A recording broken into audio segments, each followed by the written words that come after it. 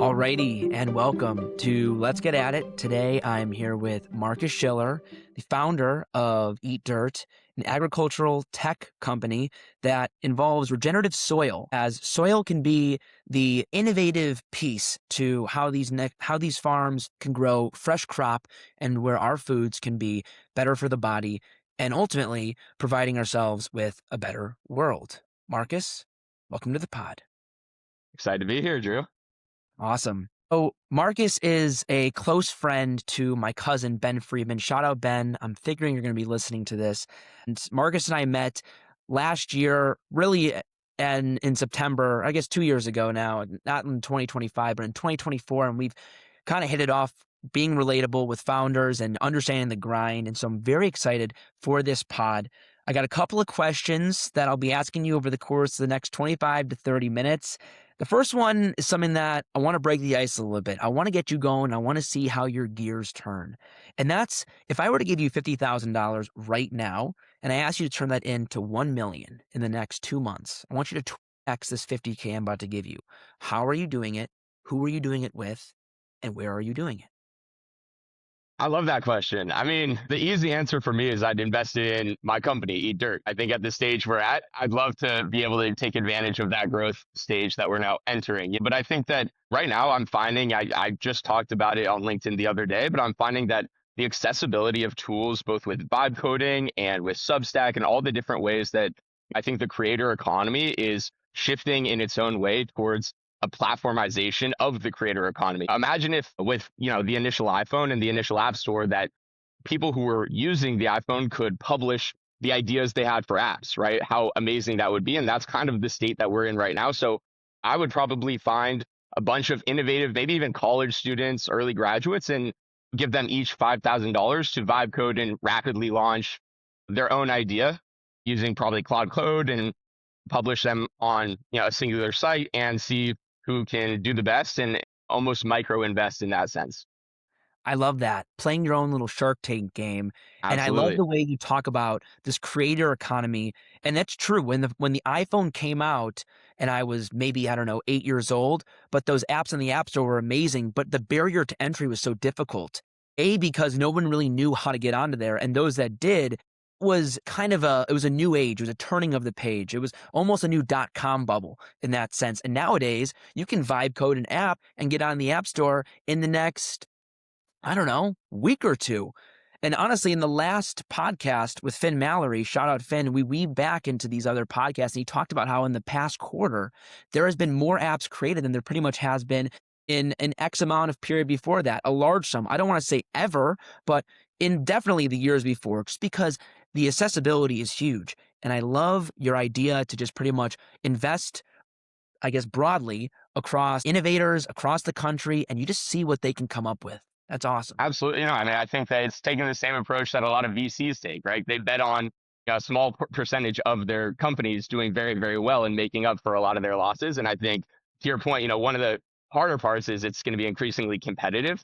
But I think that it's also a lot of junk development happening as well because it's so accessible. So, yes, there's more out there, but I think that if you can really create something great and utilize the tools, you'll also rise to the top more easily.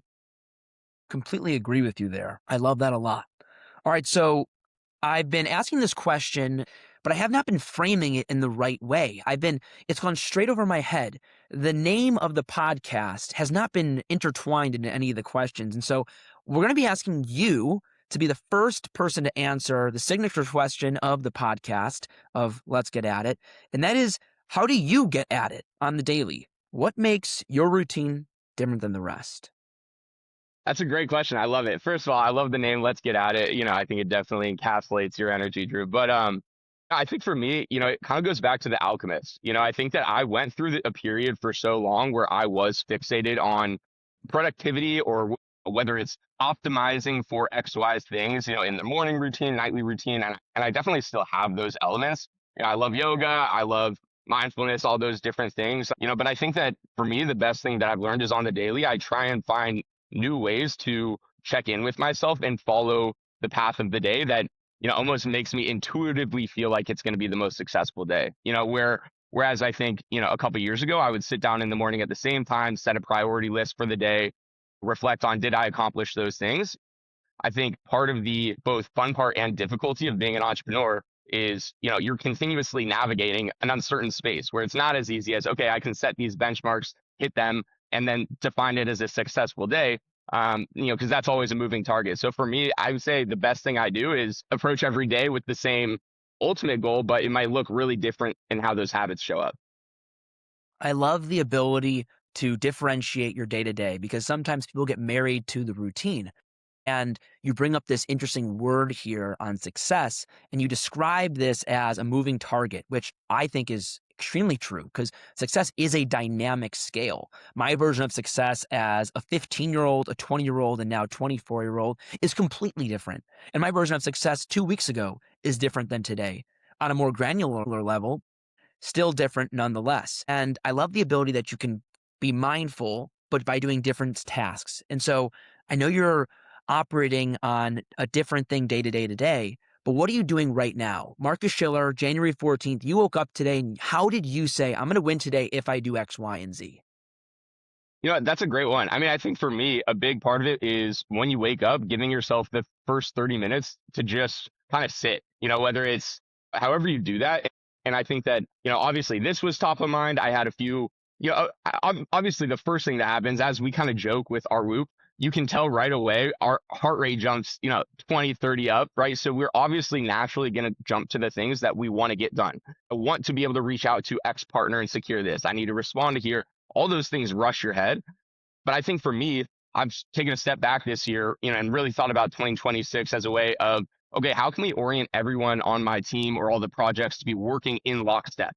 So I think for me, it really does come down to, okay, how do I activate the people around me to be doing the things that we need to do together, right? So what makes today successful, giving everyone the pieces that they need to help advance what should be a general mission in what we're working towards. Right now, we're working on getting a lot of our updated branding and messaging out there and publishing a lot of the work that we've been doing. But I think that on other days, it might be more around taking a step back and saying, okay, what is the question that I haven't asked myself the past week that I might need to address? Maybe I haven't checked in with investors or existing investors because we're looking at raising right now. So sometimes it's about, okay, these things are flooding my mind, but I'm going to ask my question, what is the thing I haven't addressed? Because there's probably something there that is important to prioritize despite all the tasks that we want to accomplish to keep going forward.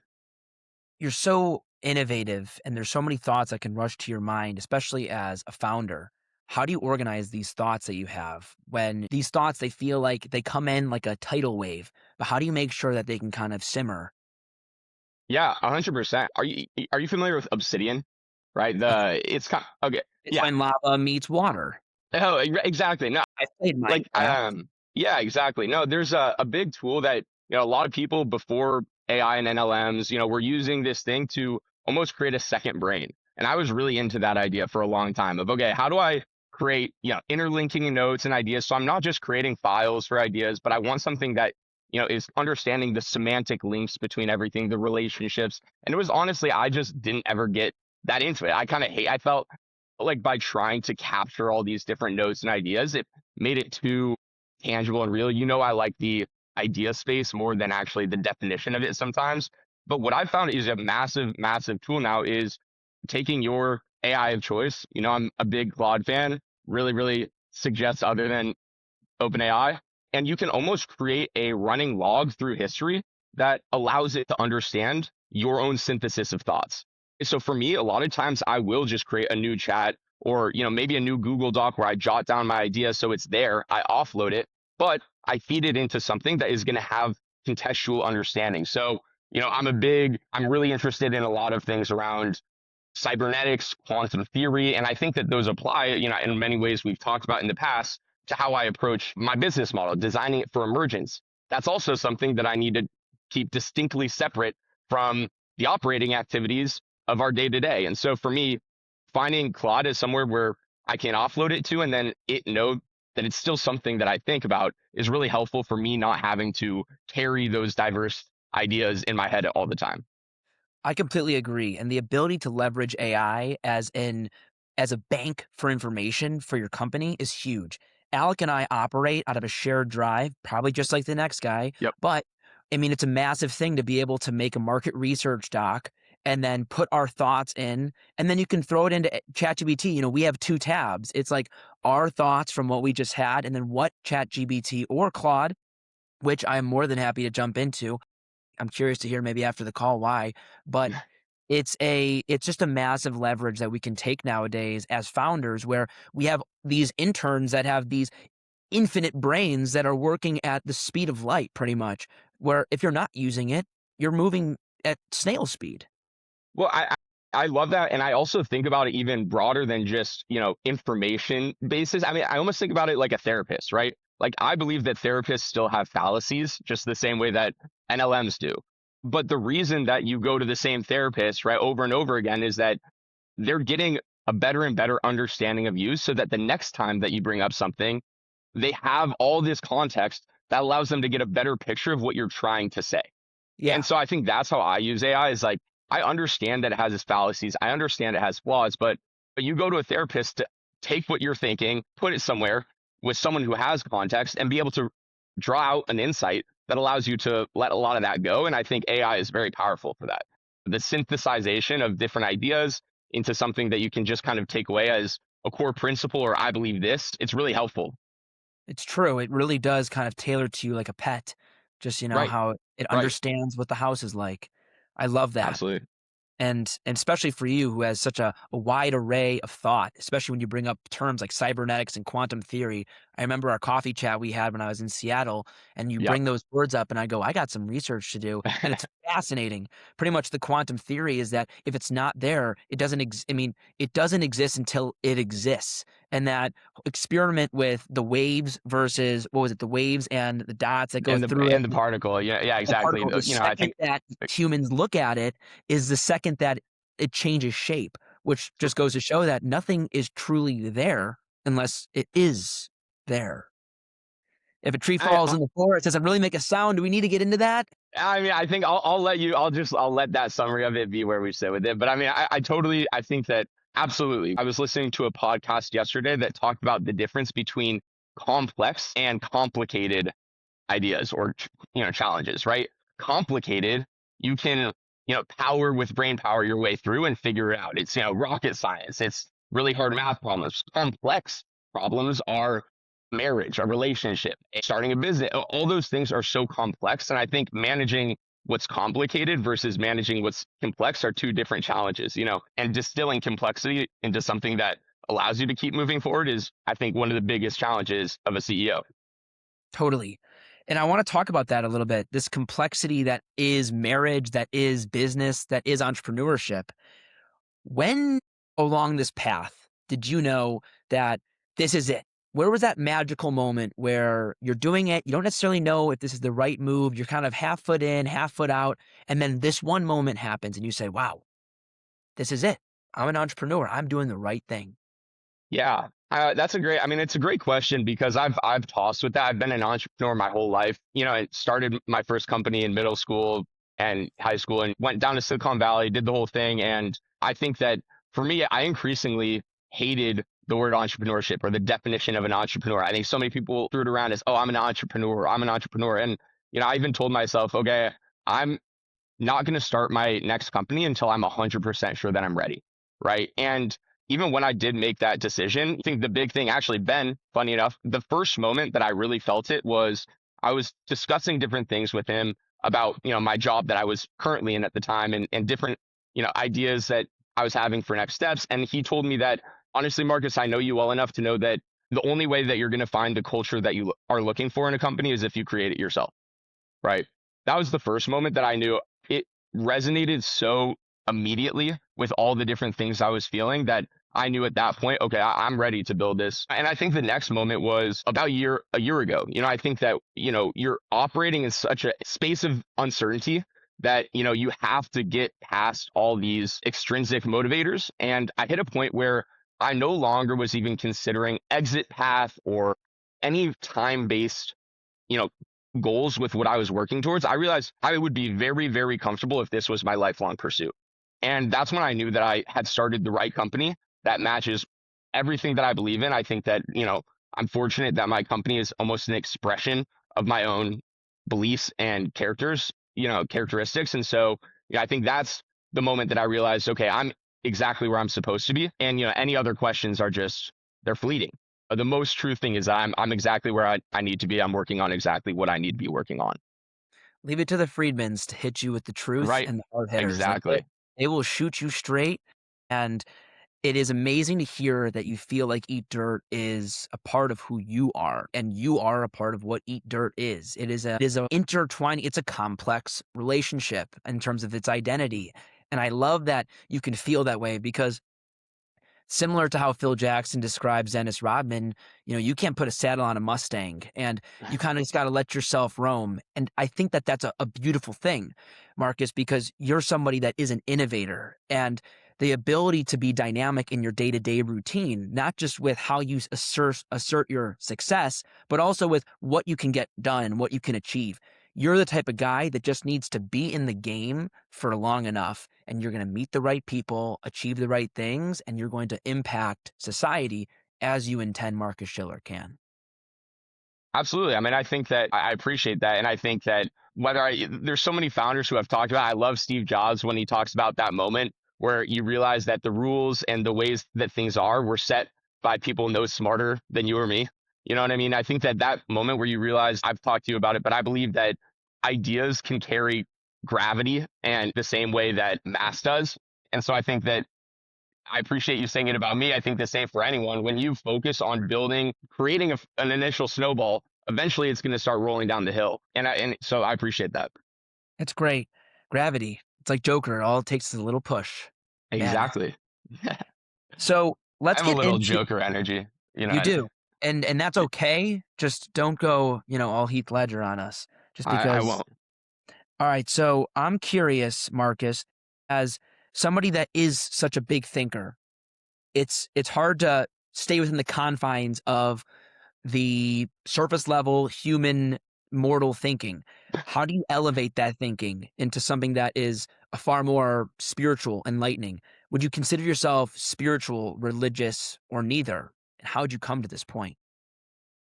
Yeah, that's a great question. I mean, I think that religion, my faith, my spirituality is definitely something that I spent a long time wrestling with in a very dedicated way. I mean, I think for me, I love asking questions about the way things are, the way things work. And I think part of the challenging thing with philosophy and the big questions of life, everyone runs into them is that, a lot of them are unanswerable. And I think that for me, where religion doesn't fully match how I see it, I think that I don't like to conclude answers that don't really match the way I think and orient towards them. But I think that what I've found is that, how I understand my own experiences, I grew increasing faith for, a higher power, whatever you want to call it, the universe.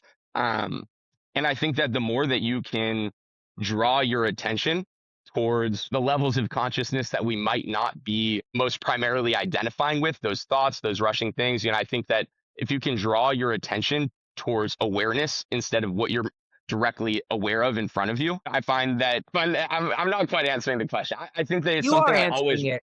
it's something I constantly wrestle with. And I do believe that there is greater power that I have faith in. That's amazing because I feel that in this process where it can become very lonely and you realize that things aren't just luck, right? It's fate and there's destiny and there's reasons why we think certain things and why certain things happen to us. And you'd have to be ignorant to think in this process as in this type of position that there's nothing less than something that's infinite that's created what we are currently living in. And people can personify it however they like, but it is the true fulfilling piece that drives me on the day to day.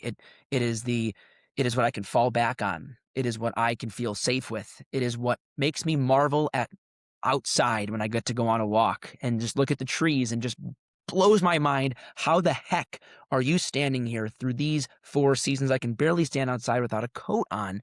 And I just think it's a fascinating topic to just be curious about because I think you're right, Marcus. If you want to confine those thoughts to something that is definitive, that is, I don't want to say limiting. The curiosity can help in sparking larger, bigger, and more diverse growth where it's really beautiful to hear that you're going through that and wrestling that with that is the burning question I A believe. 100%, right? And I think like just to conclude out, you said some stuff. I mean, for me, regardless of all the different things that I believe, I think nature and Mother Nature is the greatest personification that we have of God. You know what I mean? I think that we have so many reasons to submit ourselves to the power of nature and these laws that are so interconnected, to a level of intelligence that I don't think humans can create.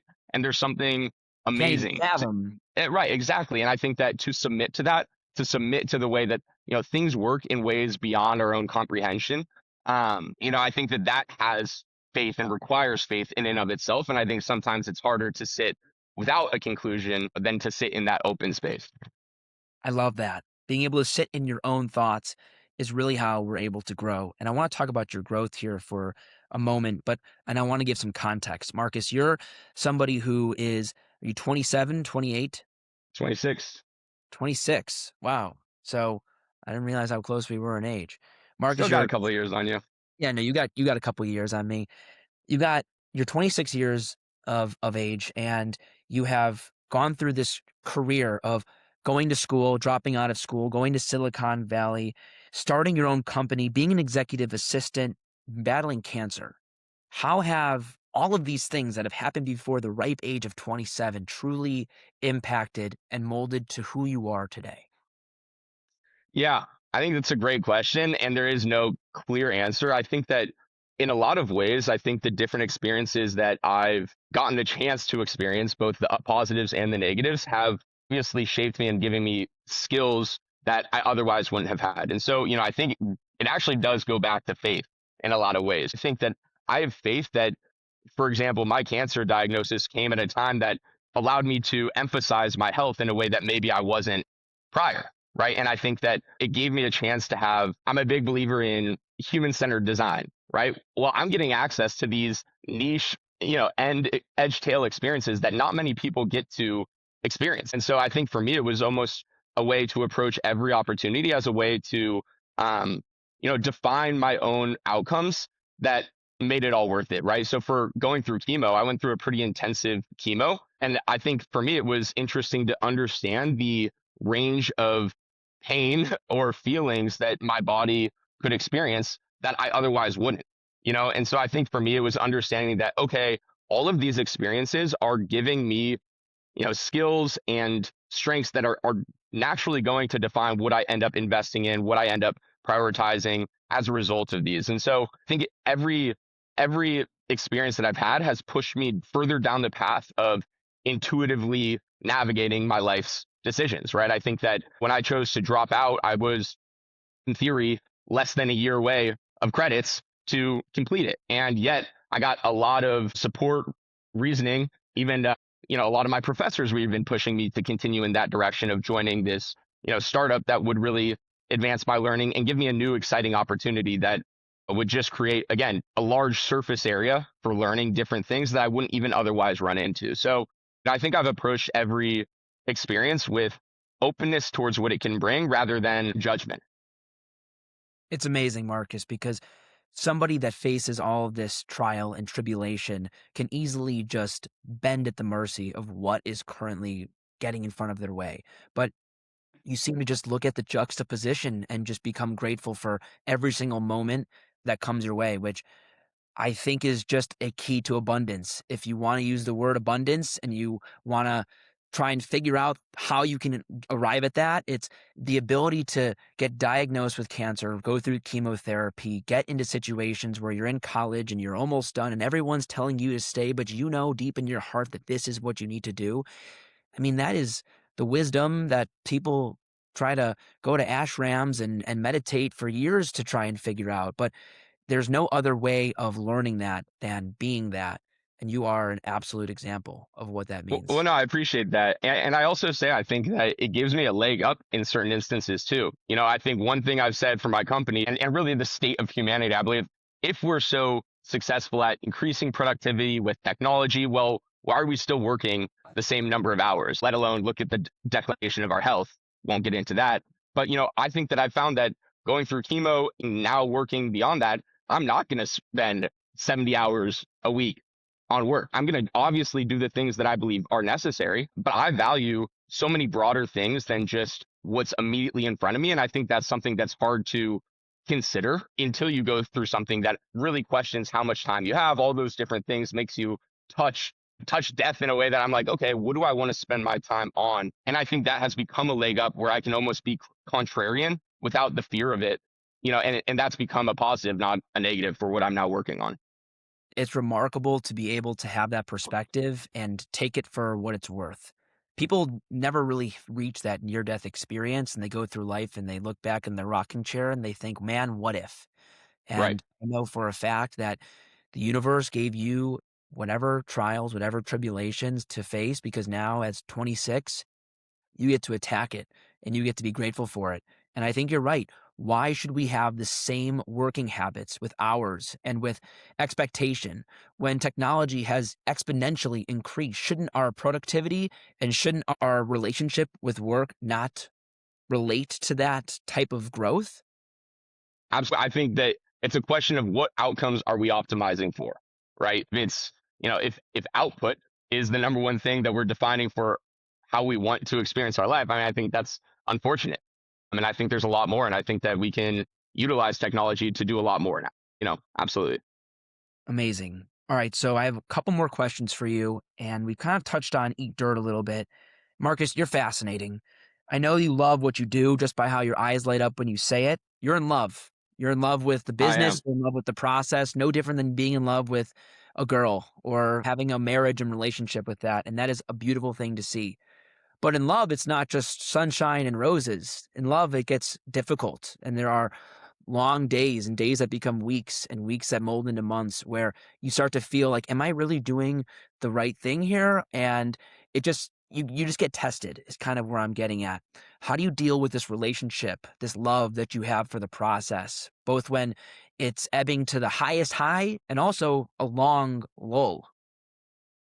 I think there's a lot of entrepreneurs who are steadfast in how confident they are in the outcomes in a way that's very artificial. And I think in a way that burns out quickly. First of all, by working on something that I truly believe the world needs to have, I think by having something that again is a reflection of my own personality, by having something that can allow me to express that almost I've said before that I feel more like an artist with business as my canvas than a businessman. At those lows, I think that first and foremost, I do reflect. I reflect and give myself the option to say, hey, if I want to do anything else in the world right now, if I want to go pursue cooking and move to Paris, I can do that. I have that option, right? And I think that every time that I get to a new low or, difficult moment that makes me feel these questions, I get new types of answers for why this is exactly where I'm supposed to be. And oftentimes it is that question that I wasn't asking myself that allows you to almost refocus what you're working on in a way that gives you that feeling of being back on track or even more closely aligned with where you should be directed, right? But I think that it's also talking to other people, who are in a similar position. I think you and I have talked a lot about these different waves and being able to find other people who are working in a similar space and still enduring. I think it helps you feel a lot more support, whether it's, direct or indirect, that, okay, this isn't just me feeling this thing. This is a common experience. And the hard part is continuing to push through. I love it. It's the long term, it's the long game, and it's finding the beauty in the lulls, in the highs, and being able to just be at peace in this state of equilibrium.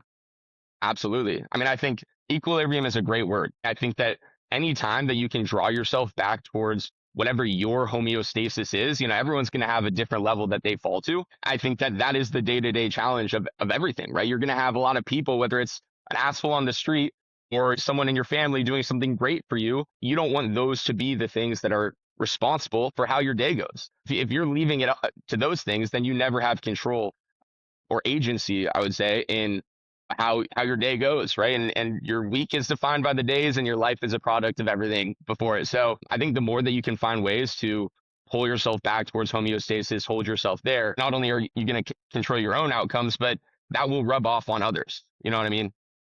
100%. That idea of being stoic and keep this steady homeostasis type of mentality, it allows you to really just be the driver of your life. And that person that cuts you off or your mom that makes an unbelievable dinner, those are just pieces of the puzzle. And those are just parts of the days that you just get to be a part of. And Right. it's amazing. No, and I think still expressing those emotions that come up are great. And then get back to your place of wherever you are. So absolutely. I love it. Marcus, you've been an absolute treat. I have one more question for you, and it's not going to revolve around Eat Dirt, and it might not even revolve around Marcus Schiller, but it definitely shows a testament on how you see the world, sports, and greatness. Who's the GOAT, Jordan or LeBron? Man, I was ready for this to come up. I mean, I still got to go with Jordan. I think hyper competitive. I'll say in a one-on-one battle right now, take them both at their prime. I'm taking LeBron one-on-one. MJ is still the GOAT. I think that level of competitiveness, that level of drive, the ability to create greatness out of those around you, that's what defines the GOAT. But LeBron's still the king. Look, I think that it's unfair to try and look at the others and put them down over it. They're both an equal level of greatness, and the fact that we can have the conversation just goes to show how amazing sport is. But Do you think Wemby is going to surpass them, though? look, I think it's not about skill when it comes to the greatest. Tom Brady is not the greatest athlete to ever pick up a football, yet how is he the greatest football player to ever play the sport? It's because of Right. his mentality. He's able to play the sport the longest, like LeBron, but also win the Yep. most, like Jordan. And so he's the no doubt GOAT. I look at Jordan and I just Like see, I like how you answered that question with Tom Brady. Who's the yeah, GOAT? MJ or well, LeBron? Tom Brady. MJ is the GOAT. That is the real Yep. answer. And people Good. will say LeBron's the GOAT for his longevity. They'll say because of how much of a superhuman athlete he is. And I think that is fine. That is your definition of greatness, is being born with it and just being in the game long enough. But Oh yeah. I play for championships. I was a baseball player, and so I am very accustomed to being able to go 0 for 3, be the best teammate I can be, play great defense, and still be happy because my team won at the end of the day. That is the goal. We're not here to get stats. We're not here to play for as long as possible. We are here to win with a team. And that is why I love what I do with Addit. That's why I love having a conversation with somebody like you. And that's why this makes the whole world go round. That's why family is such a key core concept. Win. I love that. I love that. And you embody that, Drew. But no, thanks for doing this. Thanks for having me on, and look forward to the next time that we get to chat. Marcus, you're an absolute treat. It's been awesome to have you on. And this was an absolute pleasure to talk to you. I'm Drew Ruckham, signing off. Peace.